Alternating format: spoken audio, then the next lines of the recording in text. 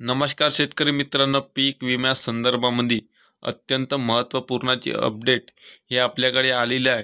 तर शेतकरी मित्रांनो, आपले राज्याचे मुख्यमंत्री यांनी पत्रकार परिषदेमध्ये सांगताना 35 जिल्ह्यांची नावे सांगितलेली आहे, जी पात्र जिल्हे आहे पीक विम्यासाठी। ज्या शेतकऱ्यांचं नुकसान झालेलं आहे, ज्या शेतकऱ्यांना आतापर्यंत नुकसानीचे पीक विम्याचे पैसे खात्यामध्ये वर्ग करण्यात नाही आलेले आहे, आजपर्यंत शेतकरी हा डोळे लावून बसलेला आहे, कधी सरकार ही मदत करेन, पीक विम्याचे पैसे आपल्या खात्यात येईल। या संदर्भामध्ये पूर्णतः अपडेट हे आपल्या 35 जिल्ह्यातील जिल्ह्यानुसार आपले नावं घेणार आहोत। नावानुसार आपल्या जिल्ह्याचं कोणतं नाव आहे ते न चुकता बघावं, व्हिडिओ पूर्ण स्क्रिप्ट न करता बघावा।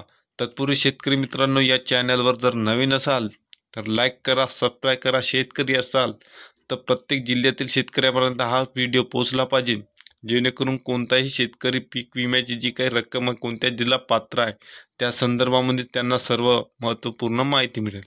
तर शेतकरी मित्रांनो, आपले मुख्यमंत्री यांनी पत्रकार परिषदेमध्ये सांगताना आपल्या राज्याचे जी काही राज्यामध्ये जिल्हे आहे 35 जिल्ह्यांची नावे त्यांनी सांगितलेली आहे। त्या संदर्भामध्ये संपूर्ण माहिती ऐकून घ्या।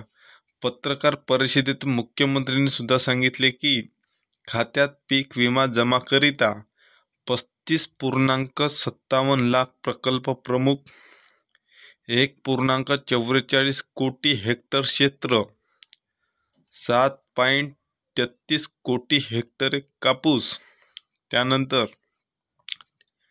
3.14 कोटी हेक्टर सोयाबीनसाठी, 2.57 कोटी हेक्टर मुंगासाठी, त्यानंतर 1.57 कोटी मक्कासाठी, त्यानंतर 1.36 कोटी हेक्टर मसूरसाठी, तर 1.25 कोटी हे हरभरा पिकासाठी पीक विम्याची रक्कम।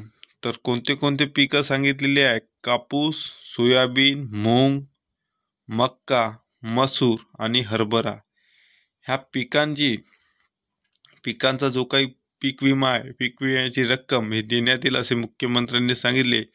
मुख्यमंत्र्यांनी यादीत असलेल्या पात्र जिल्ह्यांची नावे सुद्धा सांगितली, ज्या जिल्ह्यामध्ये आता शेतकऱ्यांना पैसे हे ह्या महिन्याच्या शेवटल्या आठवड्यात किंवा मार्च महिन्याच्या पहिल्या हप्त्यामध्ये हे शेतकऱ्याच्या खात्यामध्ये पीक विम्याचे पैसे हे जमा करण्यात येईल। त्या पात्र जिल्ह्याची यादी: पहिला जिल्हा आहे अहमदनगर, दुसरा जिल्हा आहे अकोला, तिसरा जिल्हा आहे अमरावती, चौथा जिल्हा आहे औरंगाबाद, पाचवा जिल्हा आहे बीड, सहावा जिल्हा आहे बुलढाणा, सातवा जिल्हा आहे चंद्रपूर, आठवा जिल्हा आहे धुळे, नववा जिल्हा आहे गडचिरोली, दहावा जिल्हा आहे हिंगोली, अकरावा जिल्हा आहे जालना, बारावा जिल्हा आहे जळगाव, तेरावा जिल्हा आहे कोल्हापूर, चौदावा जिल्हा आहे लातूर, पंधरावा जिल्हा आहे मुंबई, 16वा जिल्हा आहे मुंबई उपनगर, 17वा जिल्हा आहे नांदेड, 18वा जिल्हा आहे नागपूर, 19वा जिल्हा आहे नंदुरबार, 20वा जिल्हा आहे नाशिक, 21वा जिल्हा आहे उस्मानाबाद, 22वा जिल्हा आहे परभणी, 23वा जिल्हा आहे पुणे, त्याच्यानंतर आहे रत्नागिरी, त्याच्यानंतरचा जिल्हा आहे सांगली, त्याच्यानंतरचा जिल्हा आहे सातारा, त्यानंतरचा जिल्हा आहे पात्र जिल्हा सिंधुदुर्ग, त्याच्यानंतरचा जिल्हा आहे सोलापूर नंतर ठाणे जिल्हा पात्र आहे, त्याच्यानंतर पात्र यादीत असलेला जिल्हा आहे वर्धा, त्याच्यानंतर पात्र यादीमध्ये असलेला जिल्हा आहे वाशिम, त्याच्यानंतर पीक विम्यासाठी पात्र असलेला शेवटचा जिल्हा आहे यवतमाळ। हे एकूण 35 जिल्हे समाविष्ट करण्यात आलेले आहे, अशी माहिती आपल्या राज्याचे मुख्यमंत्री यांनी पत्रकार परिषदेमध्ये बोलताना सांगितलेली आहे। तर शेतकरी मित्रांनो, या पीक विम्याची रक्कम ही फेब्रुवारीच्या शेवटच्या आठवड्यात किंवा मार्च महिन्याच्या पहिल्या 10 तारखेपर्यंत हे शेतकऱ्यांच्या खात्यामध्ये वर्ग करण्यात येणार आहे, असे जिल्ह्याचे पीक विम्याचे अधिकारी यांच्यासोबत बोलण्यानंतर त्यांनी आजच सांगितलेले आहे की त्यांच्यासोबत माझं बोलणं झालं.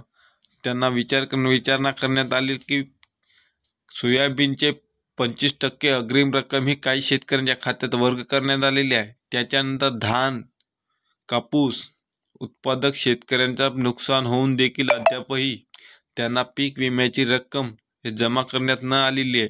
त्यामुळे त्यांना विचारणा केली तर त्यांनी सांगितलं की या महिन्याच्या शेवटच्या हप्त्यात किंवा मार्च महिन्याच्या 10 तारखेपर्यंत प्रत्येक शेतकऱ्याला पीक विम्याची ही जे काही नुकसान भरपाई मिळेल ते त्यांच्या खात्यामध्ये वर्ग करण्यात आलेले आहे, असे जिल्ह्याचे अधिकारी पीक विम्याची यांनी मोबाईलवर बोलताना त्यांनी सांगितलेले आहे. तर शेतकरी मित्रांनो, अशाच नवीन माहितीसाठी बघत राहा आपलं यूट्यूब चॅनल.